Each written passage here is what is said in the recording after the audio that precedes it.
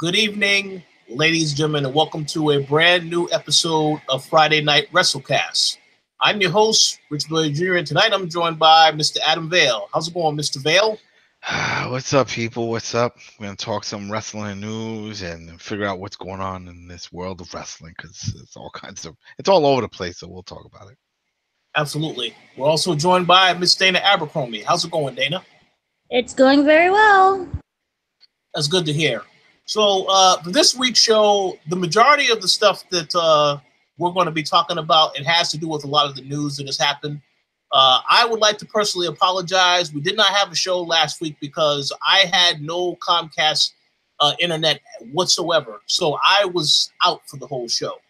But we will make up for that tonight. And obviously, like I said, we're going to talk about a lot of different news topics. And from there, we'll just have our regular conversations. So, Dana, the floor is now yours for news. And Adam, cue the introductory music.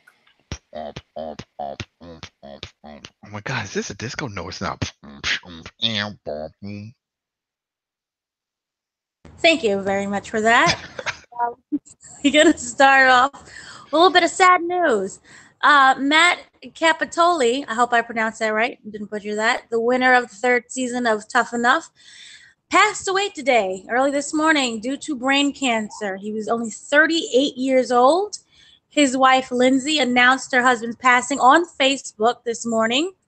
Those who don't know that he won the reality show alongside John Morrison in 2003. He then went on to WWE's developmental territory at Ohio Valley Wrestling and trained for 3 years before announcing he had been diagnosed with brain cancer in early 2006. He successfully underwent surgery a year later to have the brain tumor removed. He went on to become a trainer for OVW as part of the beginners program.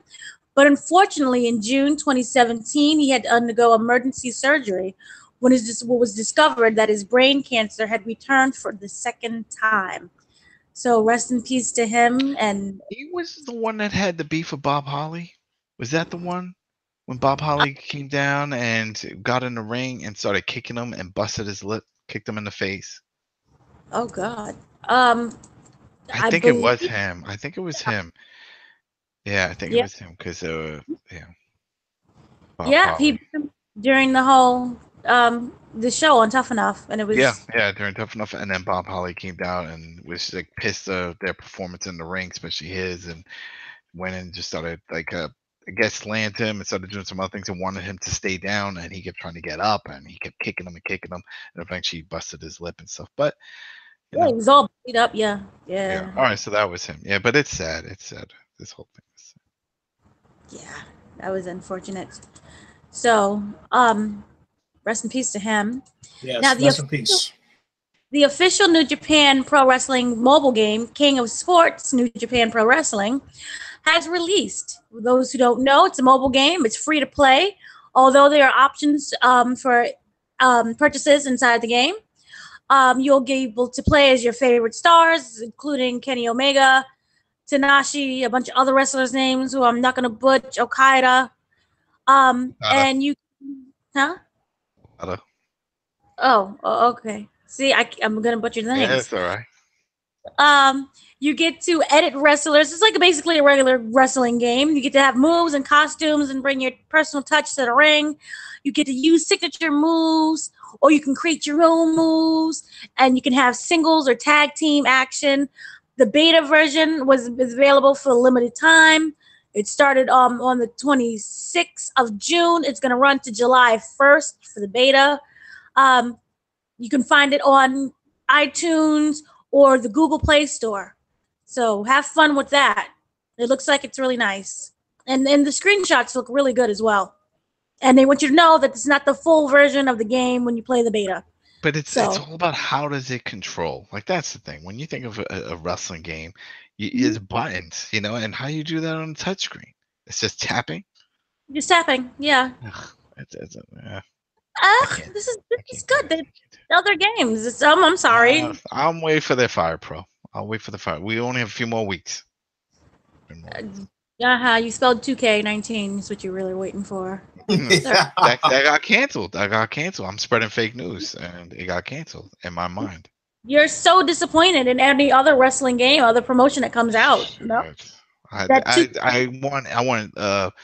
What happened to? We were just talking about that. There's an Shakara Wrestling. That promotion. They have a video game. They had a whole Kickstarter, and they hit their mark.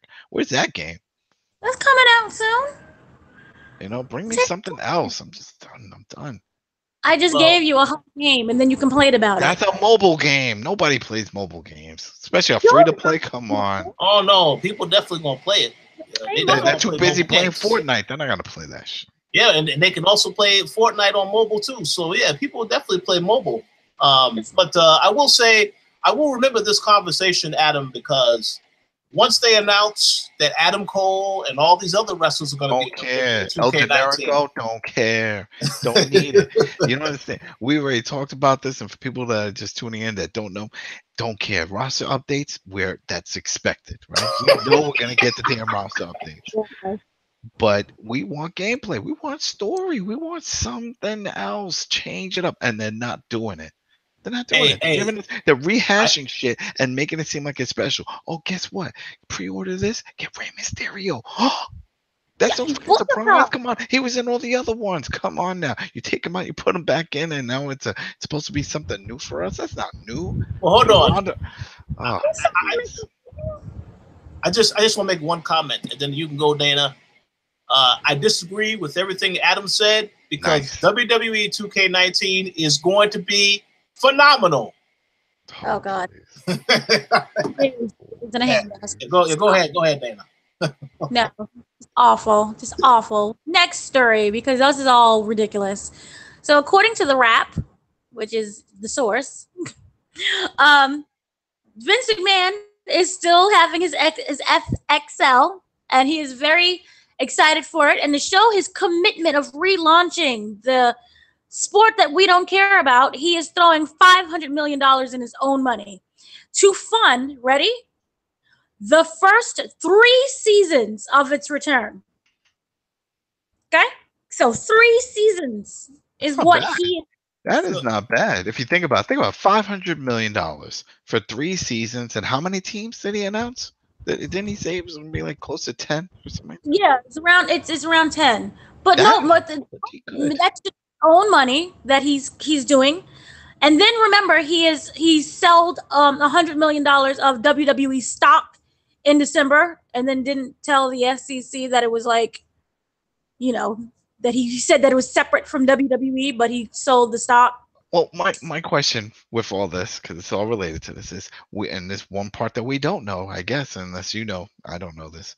How much of a profit for him does he make from the Fox deal and from the new USA Network deal? We know it's $1 billion, whatever, but that goes into the company and there's fees and stuff. How much of it is just money that he gets? The total amount, I don't know what his takeaway money is. Yeah. But total, with all of the deals combined, it's worth $3.3 billion. There you go. So $500 million, that's nothing. That's like a dollar. Yeah, exactly. That's why it's like so think about it. I mean, I would do it too, but I would do it for soccer. But still, I had all that money. I'm like, damn right, I'll take $500 million and let me go start my own league, do something else, and see what happens. This is the best time for him to do that because this is expendable cash. This is what rich people do. People that watch soccer, they know this. In Europe, that's what happens in the Premier League. All these owners are just super wealthy billionaires that got money to burn, and instead of just playing chess and other shit, they actually use real players and buy stadiums and put them together. And I'm like, yeah, this is my game. This is my version of FIFA with real people. Yep. Yeah, I want to make a quick comment, but go ahead. I'll let you finish first, Dana. Oh, no. Go on, because there's more to the story. I just want to say this, and this is something that I don't think either one of you have mentioned. And I think that very bold move of Vince to even think that he's going to get the 3 seasons because he should only be focused right now on making sure the first season is good. Because if this isn't a success, then we're back to square one. So I think it's rather interesting that he already thinks, oh, yeah, this is going to be 3 seasons, all successful. No, but here's the thing. We still don't have a TV deal. This could easily end up on some type of YouTube or Facebook Watch thing where he can make it to 3 seasons. Oh, Facebook Watch. Yeah. He was that around when he made the whole. Remember when they did the press conference when after he announced he was bringing it back in December. Yeah. So they don't have a TV network yet, and he broke it down. So they realized. Remember when he was like the $100 million that he sold in stock, and they're saying this doesn't give us any. We can't do anything with $100 million. So they needed more, and he has the money. Clearly, after all these deals happened, he threw in the $500 million. And so at ESPN, to source again, they said that this is how it's going to be broken down. This is where all the money is going into. Because remember, you have to pay people as well as find stadiums.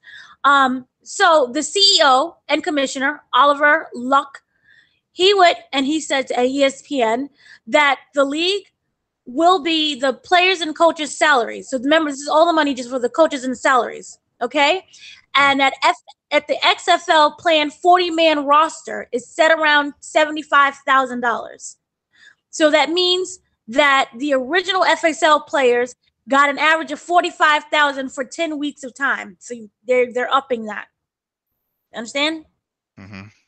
So this is where the money is going into, and that they need the insurance, which is to cover injuries. Remember last time FXL had injury after injury after injury. Remember they did They were taking all those rules away. That's why. Yeah, remember the kickoff that ended up in injury, like weird tackles and like body slams. So they need the money for the injuries, which comes around to $10 million a year. Okay, so then on top of that, when McMahon sold the 3.34 million shares of stock in December, remember he did those who don't know, he also had a fundraiser for the FXL and Alpha, which is the Alpha Entertainment. That's a part of this as well. So they also filing patents. So this is just the money to get it started, which is why they needed what are we going around now? 600 million total.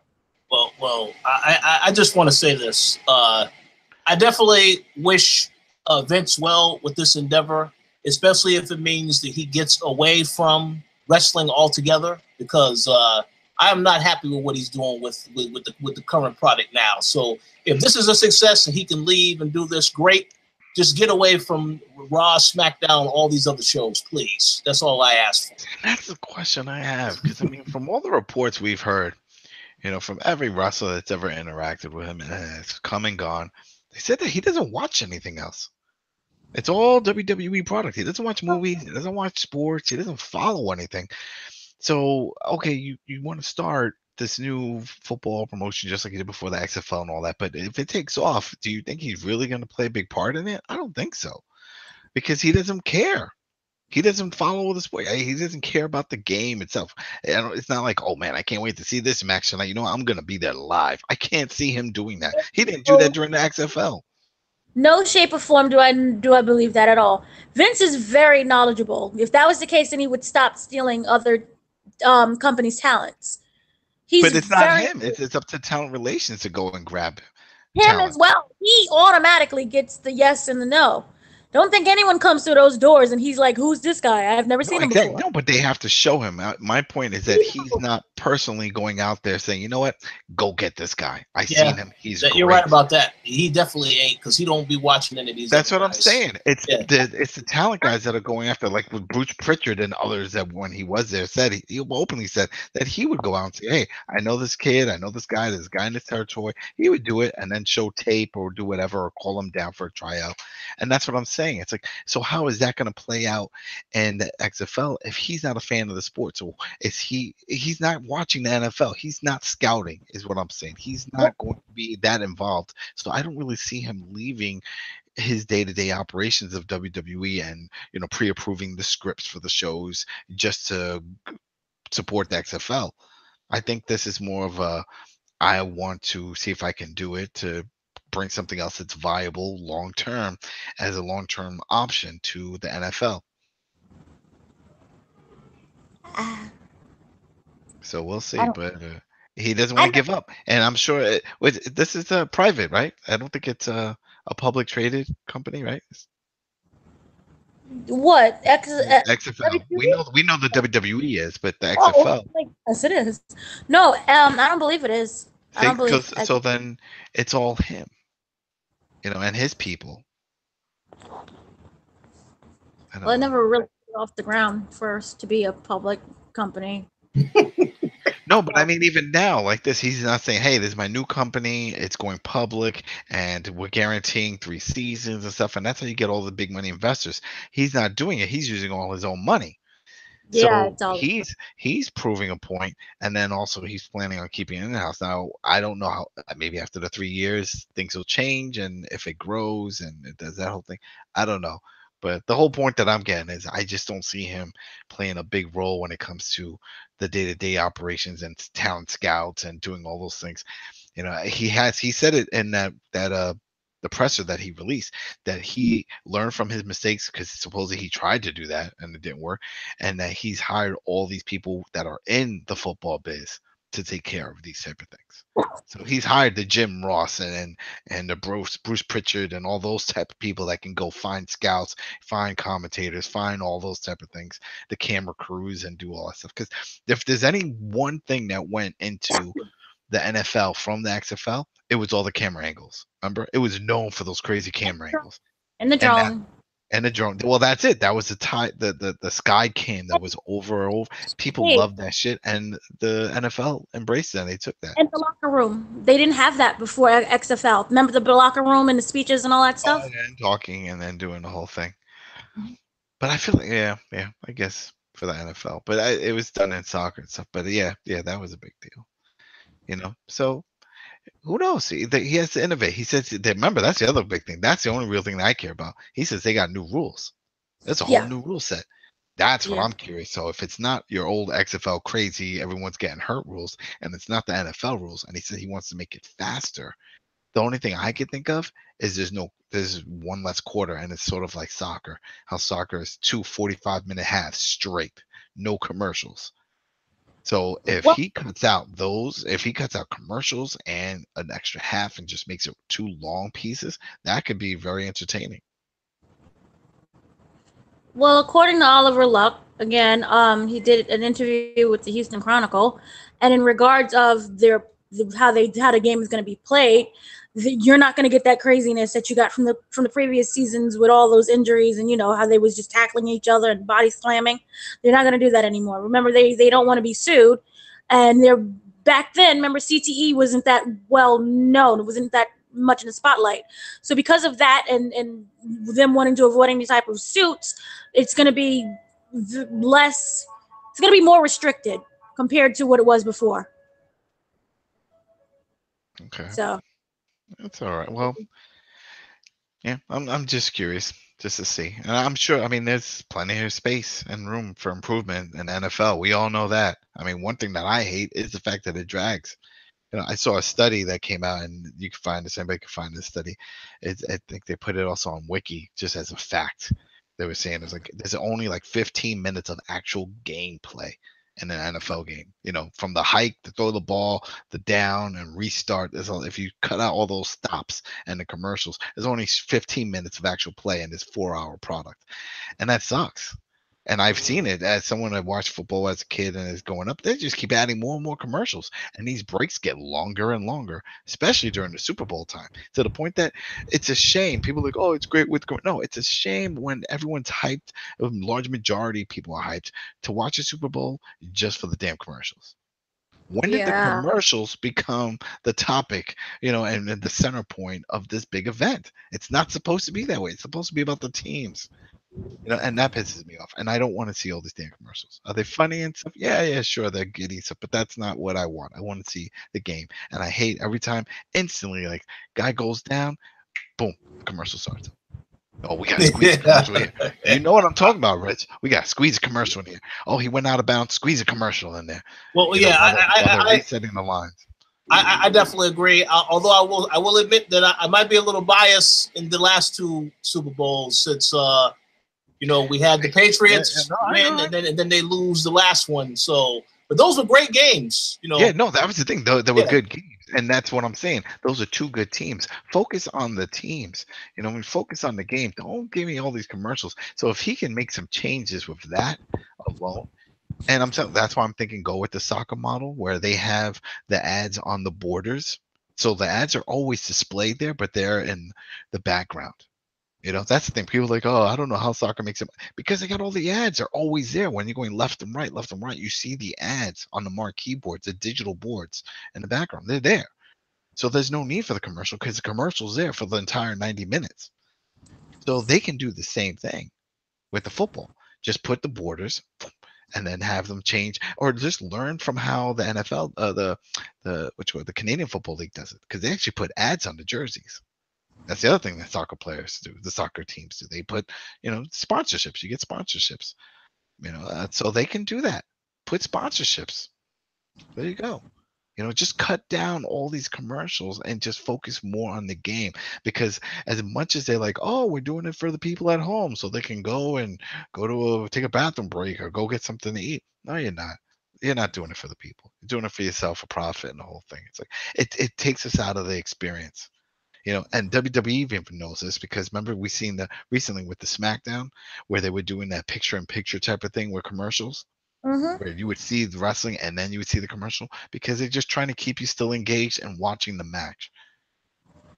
So yeah, I personally think that was needed. That definitely was needed in some regards, depending on the match. If it's a match that I don't care about, then whatever. But yeah, that was needed. I'm glad they started to do that.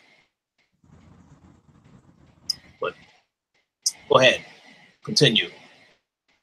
Okay, well, Shinsuke Nakamura was scheduled to perform on SmackDown Live Tuesday in a U.S. Championship match against Jeff Hardy. I was very excited for that. But just a few hours before the event, Nakamura was not medically cleared to wrestle. And the reason behind that was, oddly, he was bitten on the leg by a police dog in Bakersfield, California, before a house show on Monday. Now, the Bakersfield Police Department confirmed the story and released a statement explaining that the WWE employee had been injured by a bite to the leg from a member of an explosive detection trained canine team. How the heck that? Yeah, this is what they said.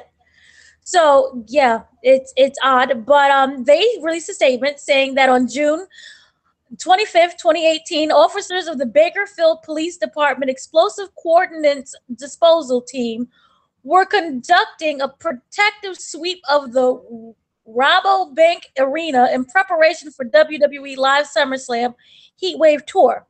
During the sweep, the EOD team, which consisted of an explosive detective trained canine team and a bomb technician, entered an arena where an employee of the World Wrestling Federation was present. The canine entered the room to sweep for the presence of an explosive material.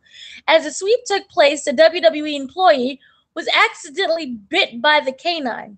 The employee sustained an injury to his lower left leg. Medical aid was immediately summoned to the scene, and the employee was transferred to a local area hospital for medical treatment. That's an aggressive dog. So that is the craziest That means thing. they let the dog just roam around. That means there was no handler. Right. But then how did we get from biting to smelling for explosives? So this is what I will say. That dog should be suspended immediately. Now, they're not going to fire him because, that wouldn't make any kind of sense. But they got to do something about this type of stuff. Also, I will say, perhaps, I don't know if Nakamura took a shower at that particular time, and maybe the dog smelled him, but they smell kind of funny, so I'm going to bite him. I don't know what happened. But was Nakamura the only one there? That's a good question. They did not say, but apparently he was the bomb. Yeah, there you go. That's a nice one. Because maybe if he was the only one there, and let's say he was just happening to opening up his bag or do something, and the dog was trained to attack if he saw something out of the ordinary. I don't know how these dogs are trained, but that's just so random. That's odd. Because even if you open up bags, like dogs go by bags that you have to open up. If you think like the airport, You know, you open up your bag, the dog sniffs. But in the airport ones, from what I understand, I remember seeing a training video on this. They do like a weird pose, like they sit down and they just like stare, and that gives the trainer the go ahead that there's something there, whether it's drugs or whatever. Like they'll sniff a bag. They don't just start biting on it like, oh, there's drugs in here. They'll just like sit down next to it. Like this is it, this bag. So that's why I'm like, if that's the case, why would it attack someone? I mean, there's no way that they would have trained a dog to attack a bag with a bomb in it. That just doesn't make sense. Yeah, the whole story doesn't make any kind of sense. Well, obviously somebody wasn't doing their job and they let that dog get free, I guess. I did want to ask a quick question. I don't want to cut anybody off. I want to ask this question because when I heard this incident happen, I try to look into things a little bit deeper than what was initially said. I want to ask you guys' opinion. Now seeing that this has happened to Nakamura, a rather unfortunate incident, stuff happens. But do you think this, coupled with the fact that, at least in my opinion, it doesn't appear to me that they want to give this guy a title. Like they don't want to give him the world title because he lost the AJ Styles feud straight out. I don't know if they're going to give him the U.S. title, but do you think if, based on the booking of how he's being booked now, because he's doing great as a heel, I like him a lot as a heel, but I want to ask you guys if it continues to be a situation where he continues to lose, and then you compound incidents like this, do you think that when it comes time to re-sign with WWE, he'll say, oh yeah, or will he just say, no, I'm going back to Japan? Money. Honestly, I think it just comes down to money and his family. I was surprised. I really didn't know that he was married with a kid. Oh, he is. I didn't know that either. Okay. Yep. So yeah. I don't know. I don't know if they're here or are they back in Japan. Probably over there. So, who knows? Maybe he's. I don't know. I don't know their situation, but that's it's a big deal. Family separation, the whole thing. So. If he's cool with being here, and it seems like he's happy, he looks happy. He is excellent as a heel. I mean, when they made that decision to let him go all out, and then the last promo I saw he had with Renee Young, fantastic as a heel. So, I want to see them do something with that, though. Put a belt on him or something, make it really stand out more. So hopefully he does beat Jeff Hardy whenever they have a match. Maybe this whole getting bit. They will delay the match until Extreme Rules, I'm guessing. But then again, I don't know, because you guys saw SmackDown and you see that Eric Young, now it challenged him. And now you have this thing where the Hardys and the Jeff Hardy and the Usos now going to have this thing with Sanity, apparently, from what we've seen. So I don't know what they're doing with that. But probably temporarily, because they still need to finish this whole thing between Shinsuke and Jeff Hardy. I hated that with a passion. Oh, you did? What? Eric Young? I hated that, and I hated that the crowd was just dead, and then the whole thing was just dead, and no one even realized that they brought back Nero and not Jeff Hardy. It was just awful. Yeah. Well, like brother Nero, and it's like nothing. It's just crickets. It's just how they're doing it. I mean, it's still Jeff Hardy. It's not. He didn't even explain that it was Brother Nero. Remember that one little tiny reference that we got after the end of the deletion, like next week, like the week after deletion, when he's like, it's just my thing. Yeah. It's just a thing. Oh, God, it is so disrespectful. Well, Louise. I still need to watch that 24, the Hardys 24. That's on the network. Oh, it's so tragical. Like, it's the fact that they're alive. It's just a miracle, because Jeff was doing like 500 pills. Oh, well, besides that, I mean, even at Impact, I remember it was a few years ago, but it made the rounds. That horrible bump that Jeff took off the top of a ladder on top of the stairs, flat. Mm-hmm. He did a swanton splat right on top of the stairs, the steel stairs. I'm like, what are you doing? Yeah, he was high during all that time. He was just. You got to see the documentary. It's so good. I wish WWE would put that much time and effort that they do in their documentaries into their show, because it's just so well done, and it's so sad, and it's really a miracle that they're both breathing. It's yeah. Go watch that because you should by now. Well, I agree. Mm-hmm. Well, in other news, there's rumors from Brad Shepard and back in WWE that because of the whole Fox deal that they have with WWE, that they might be bringing back Saturday night's main event. Now, those who don't know, it's already on the network, but it's going to probably air on Fox.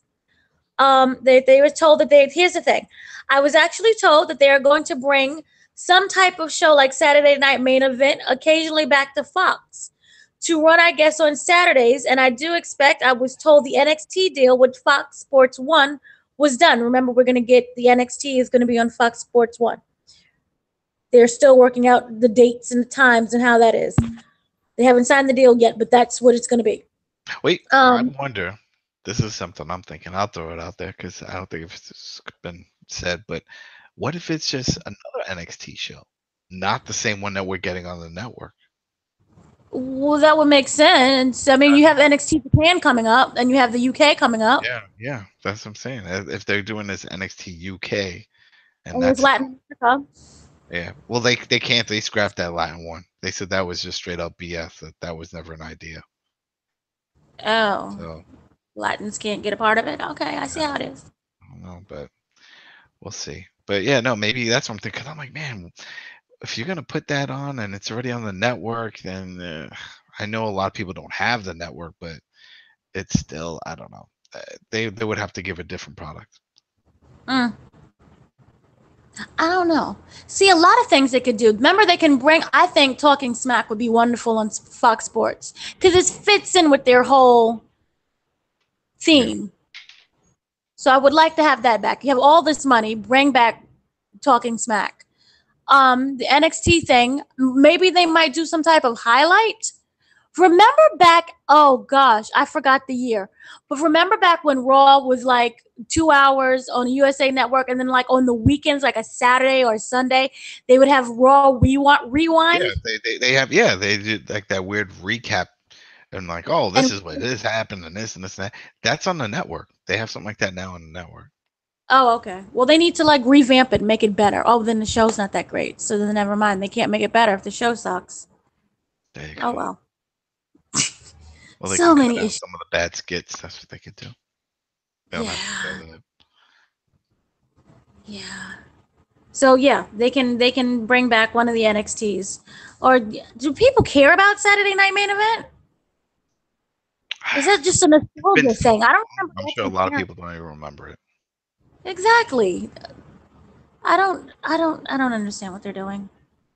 I could see why they could try to bring it back, because then they could just bring up the old stuff like Hogan and King Kong Bundy and some of the big matches that they had way back in the day. So they could definitely say, oh, look at the history of this show. And the thing was, it used to be a big deal because you had the regular show Superstars, remember, where it was just your main superstars beating up enhancement talent. And then you look forward to seeing them at a main event, because then that was going to be superstar versus superstar. Right. And we're like, whoa, this is crazy. And then we would also see that at pay-per-views. But their regular program, the TV, was just to get them over and build up stories. So we see a lot of video packages and a lot of squash matches. Yeah. Yeah. So if anything, thank you, WCW. Because if they didn't like that fire, WWE would have kept doing it with that format. Oh, yeah. I miss WCW. Oh, well. So earlier this month, it was announced that The Undertaker will have a match on Saturday, July 7th, at WWE Raw live event at MSG in New York City. Yay, he's coming back to wrestle again. He's going to be a Ring of Honor? No. Oh, because you said MSG, so I'm thinking. No, remember that whole lawsuit thing that they're trying to do there. No, remember they kicked them out. They kicked Ring of Honor out. So, no, we're not getting. Man. Really? Is this done? I thought they were still. They were just pissed. No, they're angry that MSG called Ring of Honor and was like, "Hey, come and be with us. They called. I thought that it was because, I mean, think about it, they perform when they go to New York, Ring of Honor. They go to the Hammerstein Ballroom, aka Manhattan Center. That's literally down the block from MSG. So I thought it just made sense for them, since they're selling out that venue, to say, you know what, can we get a venue? Can we get a date at Madison Square Garden? You know, and MSG was salty at WWE for going to Barclays. So MSG called up Ring of Honor and they booked them to have the show. And then WWE found out and called MSG allegedly and was like, "Oh, you know, we're not going to do business with you anymore, allegedly, if you give it to Ring of Honor." So MSG dropped Ring of Honor and now there's a lawsuit allegedly pending. Well, you see, now this is stupid. All of this stupid. All right, so for those not in the New York area, MSG wound up getting a whole redesign. There's a whole special you can find on YouTube. They did it. It was on Channel 13 or some other channel. Redesign. I think, to fit 4,000, 5,000 more seats, right? So they spent all this money on this thing. After that, they wound up raising the rates for all the events that were going to be there. Not only ticket prices, but also for the people trying to do their own shows there. WWE was no different, and they always advertised that was their home. And from what the reports were, and these numbers came out, Dave Meltzer released these numbers, other places are out there, that the rates had went up higher for these events, and that means that WWE would have to charge more in ticket sales. So just around that time, you got the Barclay right over in Brooklyn that's finished, and they're like, "Hey, whatever you were paying originally there, just you could pay it here." They probably gave them an even better deal, you know, but I definitely know it was cheaper than the Garden. So they did 1 or 2 shows there, and they were selling out. Next thing you know, we're getting back-to-back shows, and then now we have 3 days, right? We have whenever they'll do like a pay-per-view, you'll have the NXT one on a Saturday, you'll have the main one on the Sunday, and then you'll have Raw, you know, on a Monday, all at the Barclay. You know, a lot of those used to be at Madison Square Garden, but the price is too high. So it's funny that instead of just saying, you know what, we do have this history with the WWE, let's work some out. Hell, if you go to Madison Square Garden, once you walk in, they have like their own little plaques on the floor. It's like a Hall of Fame. Vince McMahon has a star on this damn floor, you know. So it's like he's there. He's the history. He's one of the foundings, one of the main contributors to the success of Madison Square Garden. You know, we all know the Bruno Sammartino story and how he has 100 and something sellouts at the Garden. I mean, he made them a lot of money. So I don't get the whole thing. So because it's like, all right, you want us to come back, let's work something out on the rates, because it's all about money. And they're not willing to do that, but then they're willing to bring a competitor in. What was the rate that they gave the competitor? Because I don't know if Ring of Honor has that type of dough to put in big money. I mean, maybe for one show, yeah, just so they can say live from the Garden. And if they did that, that would definitely be one of their big pay-per-view events. It wouldn't be a regular house show. So, right. I don't know. But they go soon. People are, we'll find out what happens later on. But in other news, back to the same news, when the whole July 7th thing with MSG, with Undertaker, they revealed the card, and it's going to be The Undertaker, Roman Reigns, and Braun Strowman versus Kevin Owens, Baron Corbin, and Elias. Yay! Dolph Ziggler versus Seth Rollins versus Finn Balor. Ronda Rousey versus Nia Jax with special guest referee Alexa Bliss. Then there's going to be special appearances by Richard's favorite person in the entire world, Bobby Lashley. Oh, hell no. That ain't my favorite person. That's all Adam. That's me. That's my favorite person. That is your favorite person. Oh, my God. I'll pray for you. I'm going to support him. He's not the best wrestler, but he is a great wrestler. And I think he can contribute a lot. Yeah, okay. Sure. And what he will contribute next is the loss to Roman Reigns. So continue, Dana. Jinder Mahal, Bobby Roode, Natalie, Heel Bailey now, Matt Hardy, and Bray Wyatt. So that sounds exciting. WWE has also have a working relationship with Pro Wrestling Noah in Japan. According to the Wrestling Observer source, that they have the agreement, and it's going to be the first time in decades that WWE has worked a Japanese promotion, and that the Observer notes that the deal will see Hideo. Oh God, I can't with these names. Hideo Itami. Yeah, there you go. Return to Noah for an event on August 29th. Noah does not have a show booked for August 29th as of right now, but they do have their 20th anniversary show on September 1st, which will celebrate more people's names that I cannot pronounce. But he has his 20th year in the business. Oh, God. Nope, not going to do that. Atami's feud will be featured with Morofuji. I'm going to assume that you know that name better, Adam. Well, my whole thing, I'm still hung up on the whole thing of the WWE linking up with Noah.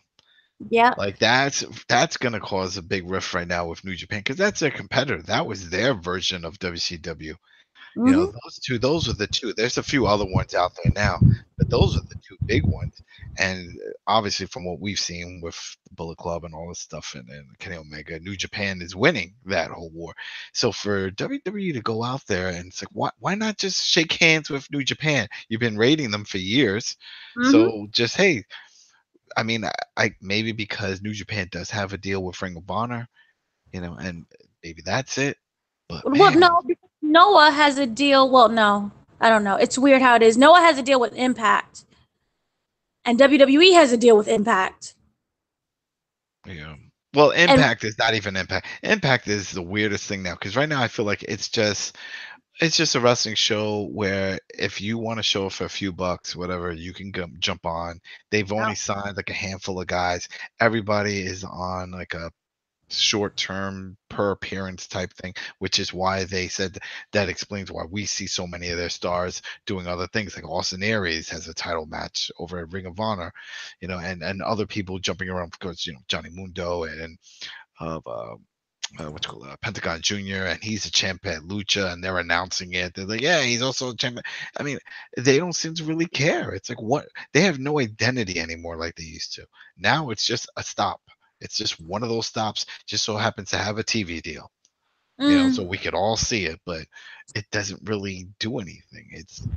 It's not special like it was before. So it's sad, but hey, I think that the numbers fluctuate. Sometimes you hear the numbers are up there. I mean, they're not up there. They're up 200,000 views, whatever. But that's still, you know, it's better than 10,000, right? So people are watching it, and I guess they're not putting that much money in if you're not paying the big contract salaries of some of these big names. Was it I think Eli Drake is the only one they just gave a new contract because supposedly he was in talks or was going to be in talks with WWE, and Impact actually gave him a contract and he's staying. So yeah, we never know how these play out. But yeah, I agree with the whole loss of identity with Impact though. Yeah, it's like, what is it? What I mean, hell, you got Scott Steiner coming out doing real matches. You know what I mean? It's like, well, I thought he was just like to help. No, he's legit in the ring doing one-on-one matches. So bad. How is he not? Wow. How is he still wrestling? He's so bad. I mean, he keeps himself in shape. He may be bad. He's just, you know, he's older, so he's a lot slower, but I saw him still doing the Bailey bomb because that's his, you know, belly to belly and still doing that stuff. And I'm like, oh, wow, he can still go. But yeah. It's bad. Yeah, that's bad. Jeez Louise, in a handbasket. All right. Well, everyone knows Big Cass is no longer with WWE, and there has been several incidents that have come out explaining why. And basically, you guys know there was the whole drunkenness with him in the bus bathroom, right? Remember, he was drunk in the bathroom, and he ended up getting locked in, and he thought that they was playing a prank on him by locking the door, but the actual lock seemed to be busted.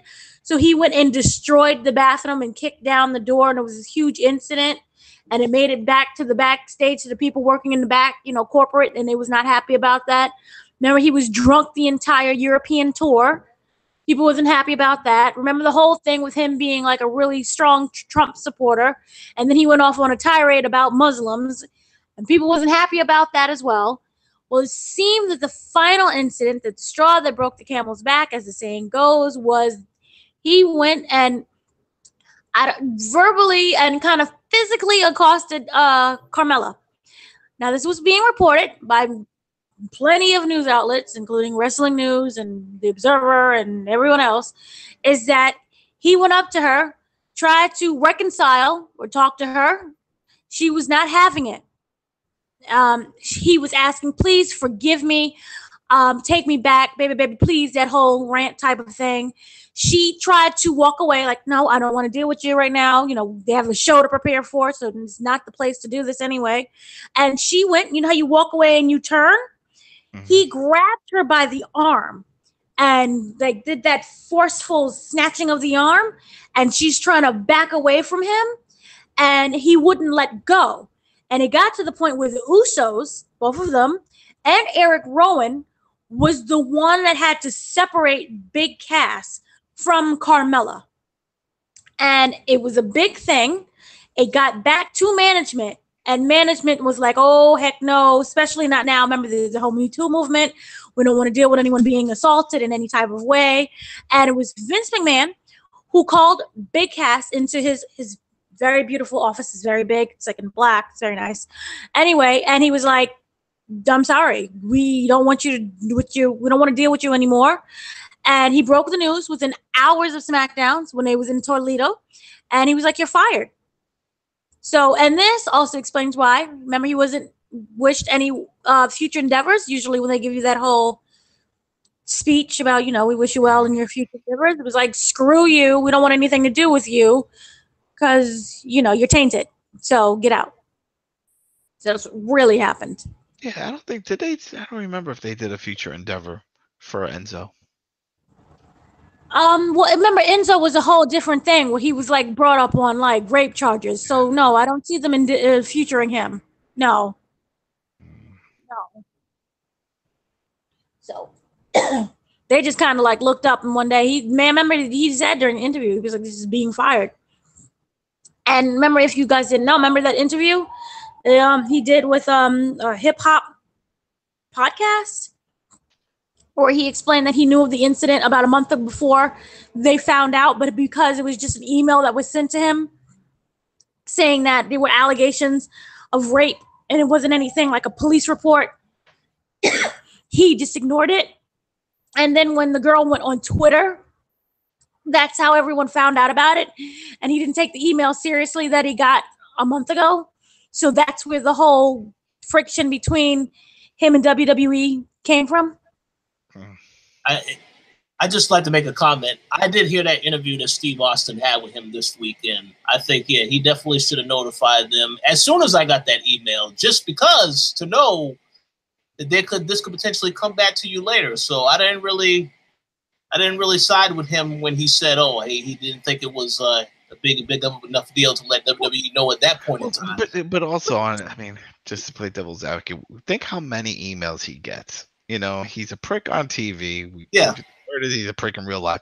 Just imagine all of the messages on Twitter and all the emails and all that stuff that he probably gets a day. You know, how much do you take serious? You probably don't take any of that shit serious. Like, oh, forget it. You know, and maybe. He did make the decision to sleep with this woman, so I don't know. So he did sleep with her. Well, he did he?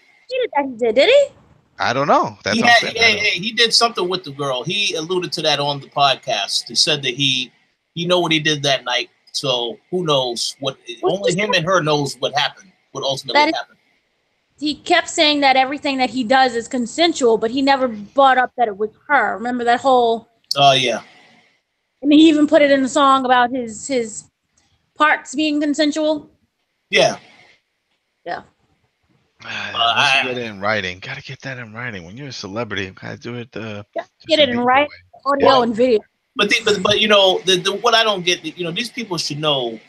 You know, you have to be very careful with, you know, if you're a celebrity or whatever. You know, you can't really approach life the same way someone else would, especially with some of these people out here, because some people are opportunists. Yeah. Look for opportunities to take advantage or get some money or whatever. So he should know that. Everybody should know this. that's involved in not just wrestling but any business. Yeah. You know, maybe it's I think in the old 1970s and 80s and even 60s days of like the rock stars with groupies, you know, travel to town, get with some of the ladies or vice versa. If you're a female band, get with some guys, whatever, you know. But now you can't do that. Now these people could easily say, "Oh, you raped me. You did this. Give me some money." That's a but. I mean, not everybody's R. Kelly filming it, you know. So that's the thing. That's the one thing. Yeah, it was kind of disturbing to see those R. Kelly tapes. But hey, he had tapes that shows. Yeah, she wasn't screaming for help. You know, she was cool with it. You know, so yeah, it's sad, but we just also related to that. We just saw that with what's his name, Hartnett, Chris Hartnett. You know, who did Talking Dead. Yeah. Did all of those. You talking about Hardwick? Chris Hardwick? Hardwick. Yeah, Chris Hardwick. Right. And I know him from Attack of the Show. A lot of people say he did the MTV whatever show. I didn't watch that, but I do know him when he was a host on Attack of the Show. And then, of course, Talking Dead. He had all those shows, Talking Dead, and he did the one for Preacher and the one for Better Call Saul. They just let him go over the allegation. Like, that's just the way things are now. People just don't, but I think there was another little scandal with that, because it's one thing to let somebody go, a host, and it's like, all right, well, we still have a show, we'll just get another host. They canceled all those shows. Once they let him go, they scrapped all those shows. So I don't know if he was like an executive producer and had rights, and that's why they had to do it. But I found that very odd, because usually for TV shows and those type of things, like we just see with Roseanne, they're doing a spinoff without her. You know, so you know, it's like, why couldn't you just go on? But you know, I thought that was interesting. I just want to say this real quick, and I don't want to go, way too off topic. I want to stay on wrestling, but I do want to say, in regards to what you said about the Chris Hardwick situation, what I find interesting about that is, since that incident has happened, there were 2 exes of his that have come out in his defense. Yeah. Ex-fiance. When they released all the texts from the conversation he had with the ex kept begging for him, that she's trying to rekindle things. But not once did I ever hear he was the only one that said, "Oh yeah, she cheated on me."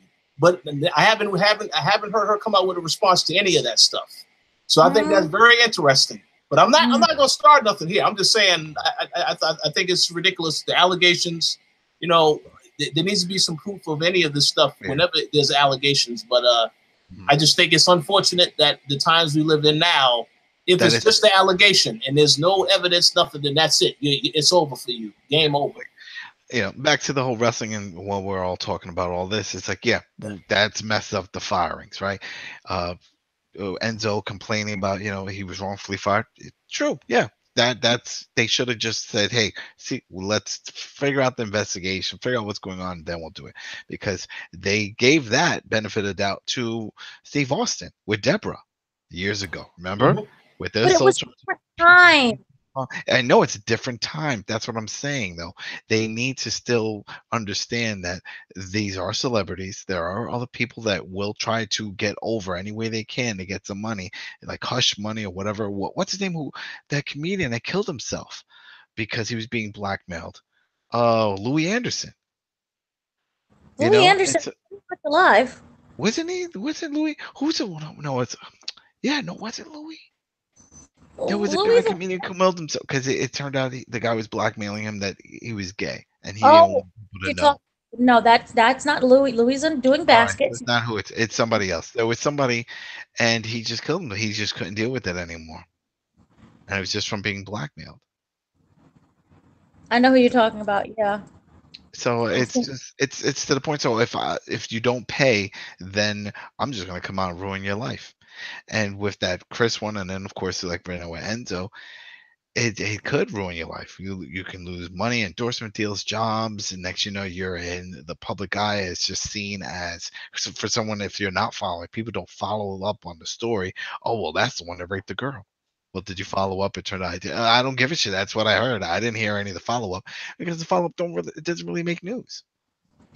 All these sites, all these news, they want the big buzz. They want, former or current WWE star, blah, blah, blah, blah. They want that so they can get the clicks and get the views. How many people actually care to do the follow-ups? Like, oh, whatever happened to that case? And you Google it. Oh, wow, he got cleared. Oh, well, whatever. So it's up to the employers to say, you know what? Let's just see what happens. Put him on a shelf. See what happens. I mean, it just doesn't help that Enzo is, from what we've heard from wrestlers backstage, he really was a prick. Wasn't just on camera. He really was a prick. And if people don't like you, then you're not going to get that benefit of doubt. That's why I brought up the whole Steve Austin and Deborah, because there was police there and there was assault, but Steve Austin still had a job. Until this day, he's still working with them. Yeah. So I just want to make a quick comment, then I'll go back to you, Dana. It's unfortunate what happened with Enzo, and it's unfortunate what happened with Big Cass, but I just want to say this in regards to Enzo first. Enzo, to me, never really could be a wrestler, at least not, like we had said on this show before. It looks like this guy will be better as a manager as opposed to a wrestler, because the finishing moves they gave him were complete garbage. So I just want to be honest and say that. Yeah. I'm not taking a shot at him. But you watched it. I didn't watch it, but you said you did the Steve Austin thing. I heard. Yeah. I listened to it. He said he had a ton of injuries. Is that true? Like he said. Well, yeah. I mean, I think when you're on the road, you have a ridiculous schedule. You're always in these matches. I'm pretty sure he took a couple of bumps in these matches, and he probably hurt himself. But I mean, yeah. But in terms of his finishing moves, though, nah, son, I wasn't convinced that was an impactful finishing move when I saw him do it on the cruiserweights in 205 Live. Did he say anything about that no compete clause? Usually when WWE gets rid of guys, they say, "Oh, you can't compete for like 9 months or something like that." Did he mention anything about that? He has the 30-day non-compete clause. That's it? Just 30 days? There's just 30 days non-compete. Oh, I'm sorry, 90 days non-compete clause with WWE following his release when he was fired back then. That's still nothing. Wow, they really. And I believe Kaz had 30, right? Kaz was 30 days, or was that also 90 days? No. Cass is 90. Okay. So. Well, go ahead. I'm trying to find Enzo's. He doesn't. I don't recall what he mentioned. Both had 90. Okay. But yeah, it's unfortunate what happened with Enzo. I thought the interview was interesting. How he said he found out the same day when he was supposed to have a match with Goldust, and he didn't appreciate it. I mean, he was talking about he was very upset that they instantly just said, no, we need to get rid of you. We need to suspend you, and then they got rid of him. So that's interesting. But I will say this. He has a rap career now. He says he's going to be the biggest rapper, which I highly doubt. But I wish him well with that. As for Big Cass, we've made jokes before how it looks as though Big Cass is like another Test. I really hope his story doesn't end the way Test's story ended. So if he has issues, I hope he gets the help that he needs to get. But yeah. He should have known the minute he was messing with Carmella, and even with the drinking, they're not going to tolerate that stuff. But especially if you're messing with the woman, Carmella, who is the champion now on SmackDown. I mean, there's no way they're going to let that just him get away with that. So it is what it is. Yeah. Sheesh. Yeah, and so it was other things. Just remember that that was sad. But yeah. So, he's gone. But it was other things too, but that was the one that people were really just sick about. Not sure we talked about this, but the New Day is now going to be moved out of the tag division, and they're going to be on their single career.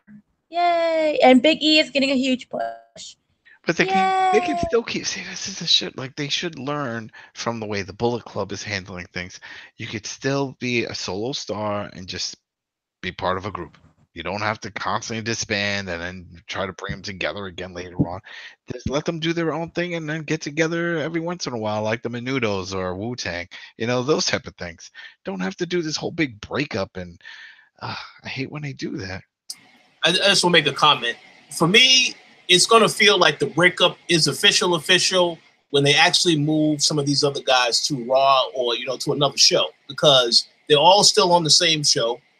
So in my mind, they're still associated as New Day because they're all still on the same brand. So maybe Big E needs to get moved to Raw when they do the next superstar shakeup or something. I don't know, but I will say that I'm curious to know what they're going to do with him because he wasn't victorious in that little gauntlet tournament that they had. That's what Rusev won, and now we know we're about to find out what happens with Rusev and AJ Styles at Extreme Rules next month. So we'll see about that.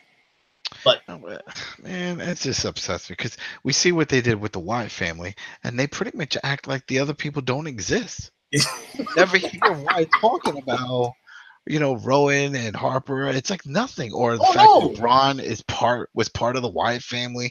None of that stuff. As if it just didn't happen. I hate that. I hate it so much when they do shit like that. And I don't want them to do that with the New Day. Then it's like, oh, were you ever part of a tag team with who? Kofi? Who? What? You know what I mean? It's like. Well, hopefully they don't take that approach. But I will say, in regards to the Wyatt family, well, no, Eric.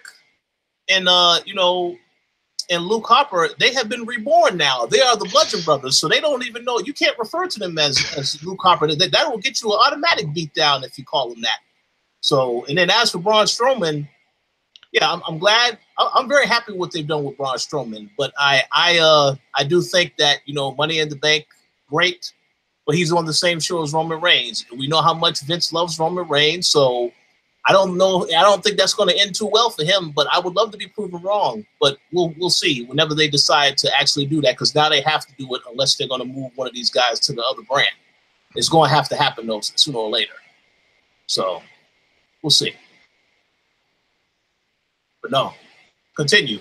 Dana, you had some other thoughts? Yes. Charlotte Flair recently popped a boob. Her breast implant erupted.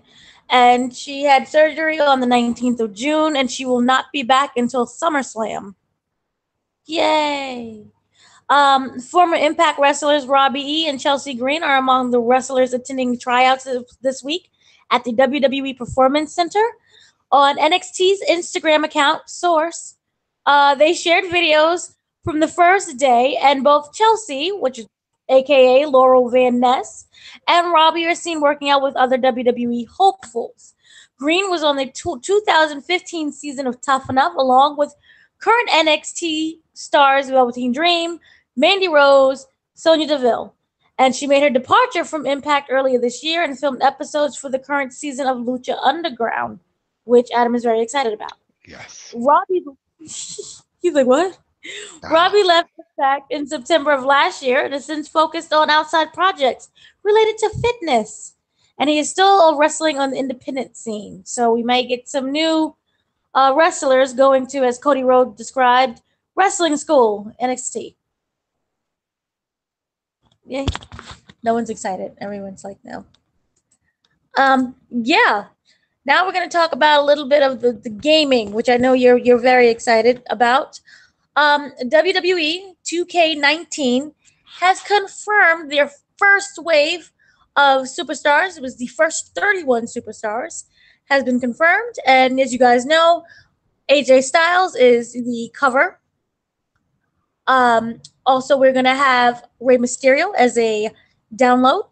Also, there's rumors, but have not been confirmed, of Ronda Rousey. You guys are excited about that. But the 31 superstars are as followed. We have, obviously, the AJ Styles, followed by Alexa Bliss, Alicia Fox, which made her return to WWE after that drunken incident of trying to kill Ronda Rousey's husband. We also have Apollo Crews. You don't remember that drunken incident? Oh, yeah, I do remember that. I remember that, yeah. When she tried to kill her husband? No. Yeah, I remember that I incident. thought she was out injured. Yeah, but she did have the injury. She broke her behind, remember? She did that. She broke her behind, but she was at New Orleans, just completely drunk, like drunk, like weave lopsided drunk. And she tried to attack Ronda Rousey's husband, and it's all on camera. Oh, man. Yeah, it was a mess. It was a mess. Like it was embarrassing. but she's going to be in the game. Yay! Apollo Crews, Asuka, Becky Lynch, Big E, Brie Bella, Brock Lesnar, Carmella, Cesaro, Charlotte, Finn Balor, Jeff Hardy, Jinder Mahal, John Cena, Kane, Kofi Kingston, Lana, Matt Hardy, Naomi, Nikki Bella, Nia Jax, Randy Orton, Rusev, Sasha Banks, Seth Rollins, Sin Cara, The Undertaker, Triple H, Xavier Woods. So that's the first 31. Do not want. All right, Mira, that is not nice. Well, like I had said before, you know, I will be more interested when I actually hear people who newer names that I am expecting to be in the game. When they talk about, oh yeah, the Undisputed Era is in the game. Oh yeah, Velveteen Dream is in the game. Then you have my interest. I would get you excited because it's still the same game. You know what I mean? It's still the same gameplay. It's still the horrible story mode. Oh yeah. Well, there's a lot more that they have to talk about that I would pique my interest. But I only say I do want to hear about these people because I want to see when they start releasing the gameplay videos of the entrances and how off the entrances are. Because I recall one of the past WWE games, you know, Finn Balor, who is someone who I'm a fan of, when I see the guy goes up and does the animation and is completely off with the timing, I'm like, this is complete garbage. So I want to see how they do these other entrances with these other people. That's what I'm looking for. His entrance was completely broken in the Switch version. Almost everybody's entrance on the Switch version. It was horrible. So bad, and they still haven't fixed that. Oh no, and that's why, as Dana had said before, it's not coming to the Switch. They haven't mentioned anything about the Switch version, so I would assume it isn't coming to Switch at all. I hope not. But remember, we didn't get the Switch version until like what, the next year? Yeah, so that came a long time after the regular version was released. You're right about that. Never say never. But also, there's been new stuff. That you remember, if you pre-order, you're gonna get Rey Mysterio. So go out there and pre-order right now for the game because I know you're excited about. Yeah, that's for Adam. Oh wait, but there's more.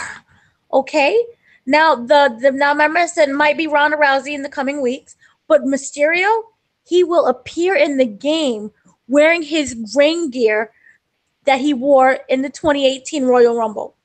Yeah. Oh my God. And you know what? In knowing WWE. And the way that they have the lack of creating the custom attire, that'll be the only attire he'll have in the game, I'm sure.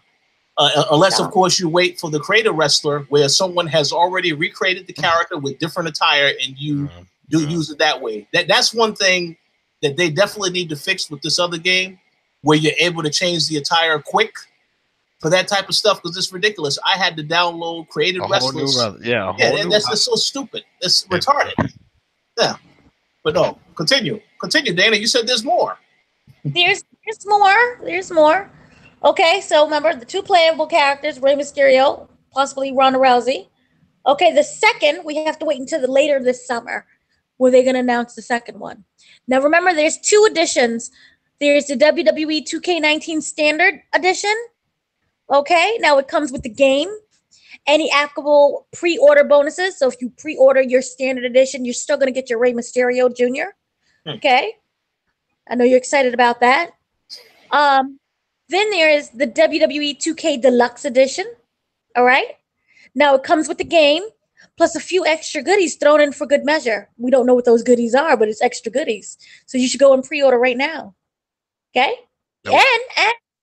And you get to play the game 4 days earlier. So on October 5th, you're going to be gaming. Nope. You and AJ Styles.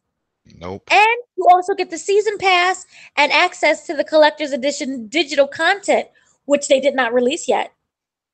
Nope. They'll release it in the summer. They're going to tell you what it is. That game will be on sale the next month. Watch.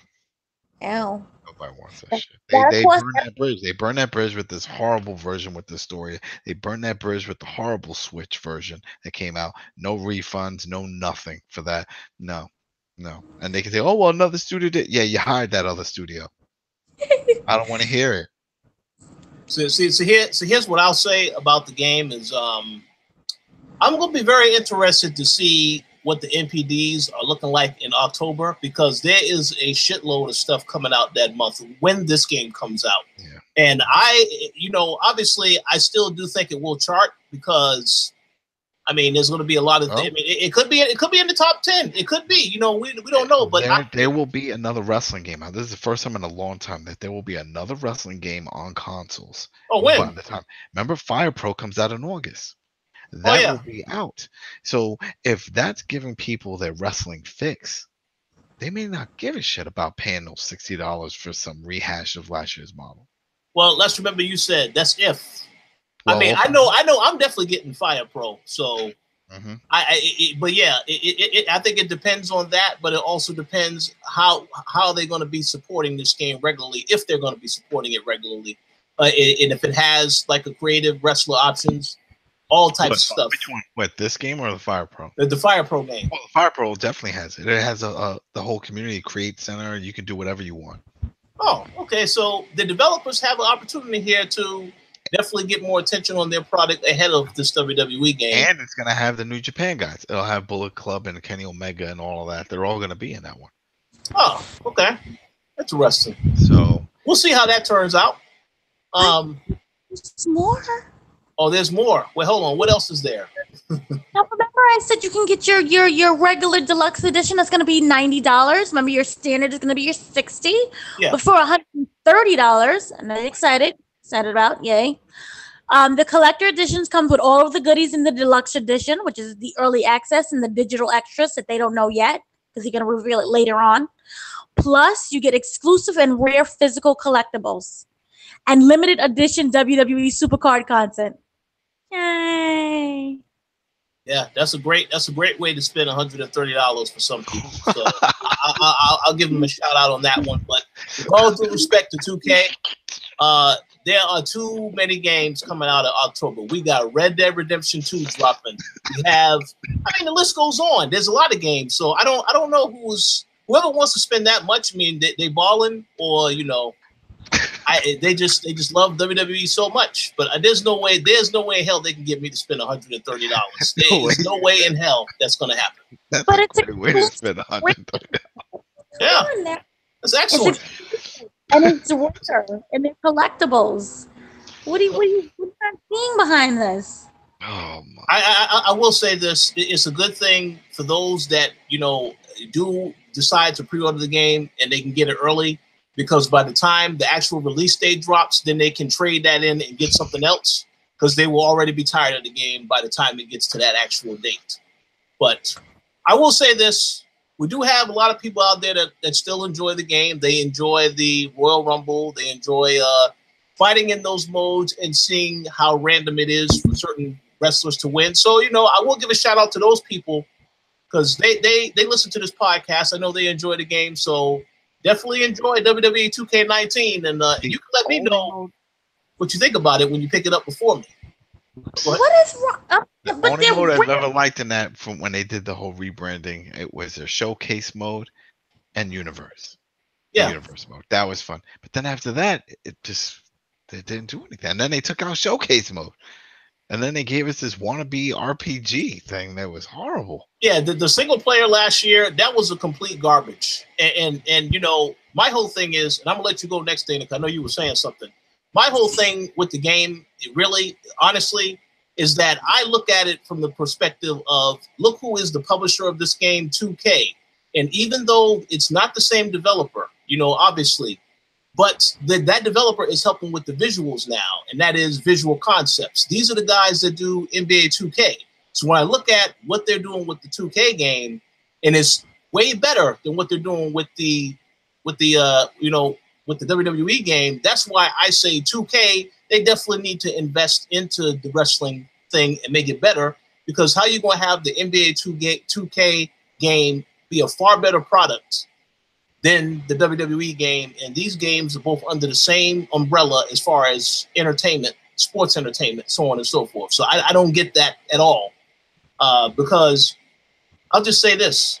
When I played NBA 2K last year, the My Player mode is also horrible. It's nothing but microtransactions, and that is one criticism that a lot of people have for the game.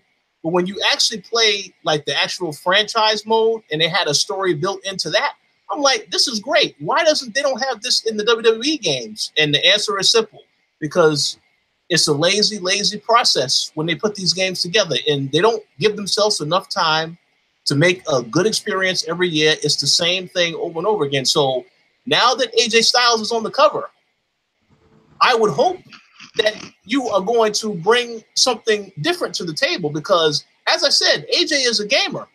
So if he's representing this game, that's a bad look if the game turns out to be garbage, for him especially. But no. Well, I don't think he had much say in it. Who knows? He may not like any of those games. You know, it's like, hey, we're gonna put you on the cover. All right, whatever. You know what I mean? We don't know. Remember, it came out when Kofi was talking about. It was on. Damn, he was on. Up Down. No, it was on not on Up Down. It was Oh, he was on Kinda Funny Games because he's friends with Greg Miller, and Greg asked him, he's like, "Oh, what do you guys play on the road or in the backstage?" "Oh, everybody's playing the UFC game." They don't even play their own WWE game. Yeah, they got tired. They got tired of it also. That's what I'm saying. It's like they're playing sport games or the UFC game. It's like, you know, of course we know Big Show's a big Destiny's fan and stuff. They're playing other stuff. They're not even playing this. So you know what? They better hope that Vince didn't see that interview, because they say, "No, you should be playing WWE. I don't want you playing anything else except for WWE. It's wrestling 24/7. That's all I want you to be associated with." So they better be glad he didn't see any of that or hear that interview. So. But go ahead, Dana. I don't want to cut you off. No, y'all just hating on the game. That's all. So that's it regarding the game. Also, really quickly, when they WWE sent out their press release about the whole Fox deal and about, you know, SmackDown going to Fox, they branded it as SmackDown is their flagship show. So that's interesting. Yeah, because I guess they want to make a good impression with Fox. And remember, we're getting 5 more years with Raw on USA Network. So, but I wonder if they're going to spend all their resources and their time with SmackDown. I hate to say this. I kind of feel like I need to say it, because I had a conversation about this earlier with my very good friend Ricky. And let me just be clear. I don't wish bad things happen to people, and I'm not saying that now, but I will say this. That 5-year deal, the way I look at it, starts 2019. I have to be realistic and say I don't think Vince McMahon is going to live past that deal. For some reason, I feel that way. And I'm not saying I wish anything bad happens to him, but I don't know, because this guy is always saying, "Oh, I'm going to live forever," all this other stuff, and continuing to make a very bad product while he says this. So I hope that they do have an incentive to make the product better with this particular deal, but I have absolutely no faith that that's going to happen. So I'm very curious to see what happens with it being on Fox. How long until it gets canceled? Because we know Fox definitely will cancel the show quick. So we'll see. They love canceling their shows. Yep, absolutely. And got to keep in mind that it's going to be on Friday night, which, as we said before, Friday night, everybody is not going to be at home watching wrestling on a Friday night. But we'll see. Yeah. And remember, it's starting in October. Yeah. 4th. So get your calendars ready. That's it regarding the news. Right. Ring of Honor, terrible pay-per-view. So anyone cared about that? Their pay-per-view was bad, and so was New Japan's. Ouch, that hurts. Pay-per-view bad. Bad day for pay-per-views. All right, so. But that's not the one that's everyone's hyped about. That's not the one with the triple threat title match between Marty Scurll and Dalton Castle and Cody. Yeah, right? The one with Dalton Castle and Cody. I thought that one is for Sunday. No, it's dude. It happened. See, it's either doing the shows on Friday and all this stuff that's throwing me off. Well, don't worry. The show format is going to change, and don't worry, the Fridays thing is going to change also, because SmackDown is on Friday next year, and there's no way in hell I'm gonna be doing a show on Friday. At least I don't think so, but we'll have to see about that when that time comes. But yeah, they had a winner and everything. Dalton retained. If you didn't watch, now you know. Oh, now Adam's gonna be mad. You spoiled it for him. Yeah, So, why'd you do that? man. Why'd you Yeah. do that? You All don't right, listen to you to watch things. All right, so any final things you guys want to bring up before we get ready to wrap up the show, or are you good? Do you want to say something on Raw or SmackDown, or are you good? Yay, Bailey. They botched it. They made her heel and then botched that by doing that stupid counseling thing, which I remember that whole Kane and Daniel Bryan when they had to go to counseling. It just reminded me of that. And then also, Oh, it is that. It is that. And they're going to introduce the new friend. She's going to, I have a feeling they're going to call up, what's her name? The Psycho, Nikki Cross? Nikki is, no. I can see that. She's still in NXT. I could see her being called up for that she's there in the group, because that was the whole thing. Remember, Daniel Bryan was there, and they were talking to some randoms that were planted, and then you see Kane just sitting there. It's like, what is going on? So they're gonna do the same thing. I think that whole counselor thing, that was the foreshadowing of, okay, Kane is coming back. They brought back this. It's the same storyline with they need counseling. And I agree that was a horrible thing to even bring that back in the first place between Bayley and Sasha. And I will say this, I didn't give a damn about Bayley and Sasha, this build up to this thing, because it took so long for it to happen.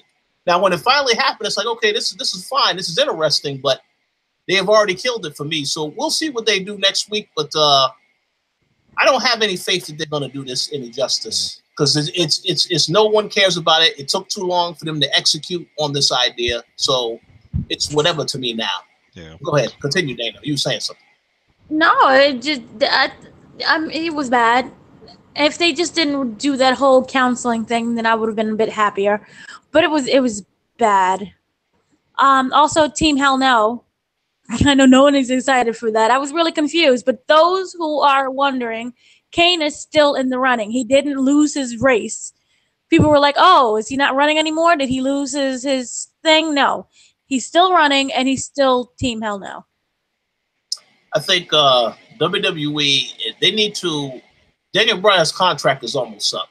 They need to figure out what is going on with that situation, because I feel like they're holding back, giving him other matches because they don't really know what he's going to do yet. So that needs to get resolved by the end of the summer, I would think, is when it's supposed to be up. And I also heard that Dolph Ziggler's contract is also going to be up at the end of the summertime, unless, of course, that has been re-signed as well. So I don't know. We'll see what happens. Adam, did you have any other thoughts you wanted to bring up from Raw or SmackDown, or are you good? Yeah, she brought those up. The only thing I gotta say is I think Bobby's gonna win. He'll win. He's gonna win. He's gonna win. Is? He's gonna win. He's not gonna win the big one, but he's gonna win. Oh, he is. There's a lot of I think he's gonna beat Roman. I think he's gonna beat Roman, because there's no way you bring a big guy back with his stipulations under his terms of things, and then you have him squash like this. No, he's gonna come out okay on this. Well, that's it. Well, I just want to have one quick thing that I will say along those lines. I think WWE is incredibly retarded and stupid with the way that they have handled this whole storyline with Roman Reigns and Brock Lesnar, because they are literally trying to get Roman Reigns over by making Brock look like a horrible champion. He's never there, all this other BS. And I don't care about Roman or Brock at this point. What pissed me off, though, when they did their segment and Roman wanted to spit all this stuff, oh, where were you before? Where you left 10 years ago? You went running off the MMA. How'd that work out? He could have said 15-2. That's how that worked out. Yeah. I'm still kicking ass. That, you know what I mean? They could have went to that, and they didn't do it. They didn't do it. So it's like they just had him stay quiet. I'm like, why?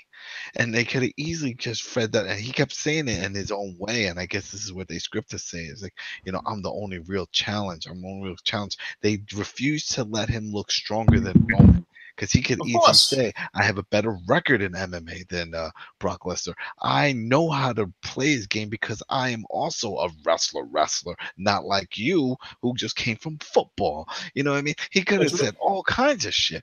It could have really got spicy, and that's what I was hoping for. And I know that Bobby can handle those type of promos. I've seen him do it on Impact, but that wasn't in the script. And you know why it wasn't in the script? because as we said earlier, this man does not watch anything else.